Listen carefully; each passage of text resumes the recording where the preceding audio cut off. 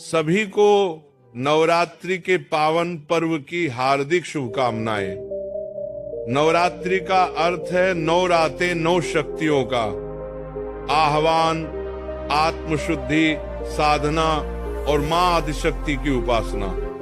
ये 9 दिन केवल उत्सव नहीं बल्कि आत्मसंयम, तप, शुद्धता और अपने भीतर छिपी शक्ति को पहचानने का अवसर है। इस पर्व में व्रत और उपवास का विशेष महत्व है, लेकिन बहुत से लोग ये नहीं जानते कि व्रत और उपवास का वास्तविक अर्थ क्या है, इसका सही तरीका क्या है और इसके पीछे आध्यात्मिक रहस्य क्या है। आइए आज हम इसी विषय पर गहराई से चर्चा करें ताकि आप नवरात्रि के इन दिव्य दिनों का पूरा लाभ उठा सकें। नवरात्रि का व्रत सिर्फ खाने पीने के नियमों का पालन करना नहीं है, ये मन, वाणी और कर्म को पवित्र बनाने का संकल्प है। व्रत का अर्थ है वृत्ति होना, किसी संकल्प में दृढ़ रहना।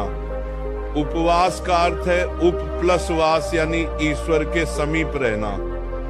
जब हम इन 9 दिनों में अपने आहार को सात्विक बनाते हैं, अपनी इंद्रियों पर संयम रखते हैं, तो हम शरीर और मन को शुद्ध कर मां दुर्गा की कृपा प्राप्त करने योग्य बनते हैं। सबसे पहले व्रत की शुरुआत से पूर्व संकल्प का महत्व समझिए। नवरात्रि आरंभ होने से एक दिन पहले शाम को घर को स्वच्छ करें, मंदिर को साफ करें और मन को पवित्र रखें। प्रातः स्नान करके मां दुर्गा के समक्ष बैठे, दीपक जलाएं और संकल्प लें कि आप पूरे 9 दिनों तक माता रानी की उपासना करेंगे, सात्विक आहार लेंगे, मन, वचन और कर्म से पवित्र रहेंगे। संकल्प में अपना नाम, गोत्र, तिथि और स्थान का उल्लेख करें। यही संकल्प आपको पूरे व्रत में शक्ति देगा। व्रत रखने के प्रकार अलग अलग हो सकते हैं। कुछ लोग पूरे 9 दिन निर्जल व्रत रखते, कुछ केवल फलाहार लेते और कुछ लोग दिन में एक बार सात्विक भोजन करते। सबसे महत्वपूर्ण है कि आप अपनी क्षमता और स्वास्थ्य को ध्यान में रखते हुए व्रत का संकल्प लें। माता केवल आपकी भक्ति देखती है, आपके शरीर को कष्ट देना उद्देश्य नहीं है। यदि आपको कोई बीमारी है तो चिकित्सक से परामर्श लेकर ही कठोर व्रत रखें। उपवास का मतलब सिर्फ भोजन का त्याग नहीं है, इसका असली अर्थ है अपने विचारों को पवित्र बनाना।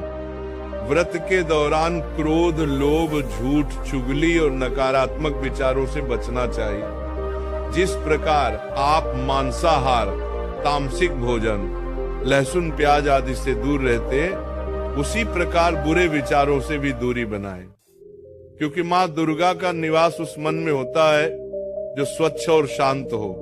अब बात करते हैं आहार की। व्रत में क्या खाना चाहिए और क्या नहीं।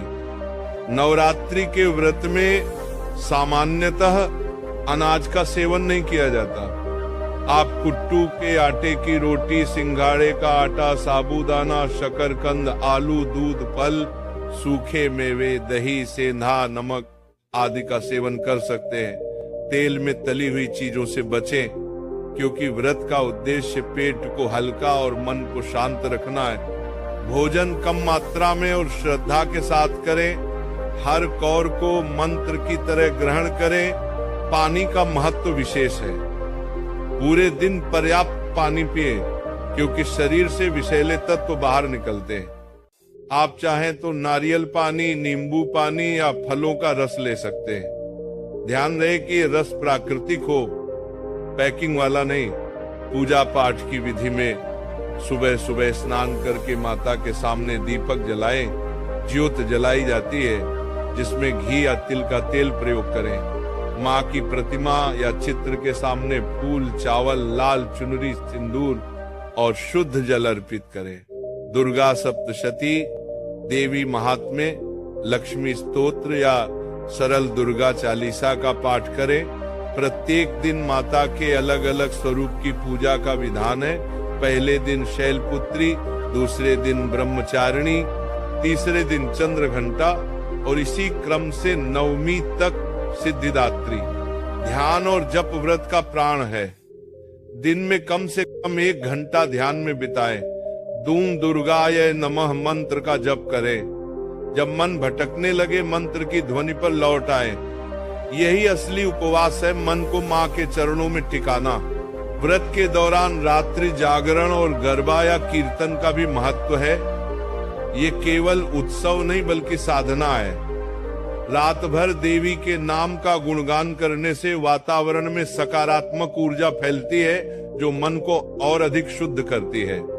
नवरात्रि के व्रत में कुछ निषेध भी है। तामसिक भोजन जैसे मांस, मदिरा, अंडा, प्याज, लहसुन, नशे वाले पदार्थ और अपवित्र विचारों से पूरी तरह बचें। झूठ बोलना, क्रोध करना और किसी का अपमान करना व्रत को निष्फल कर देता है। कोशिश करें कि पूरे 9 दिन सत्संग में समय बिताएं, धार्मिक ग्रंथ पढ़ें और सेवा कार्य करें। व्रत के समापन पर कन्या पूजन का विशेष महत्व है। नवमी या अष्टमी के दिन 9 कन्याओं को आमंत्रित करें, उनके चरण धोएं, उन्हें भोजन कराएं, उपहार दें और आशीर्वाद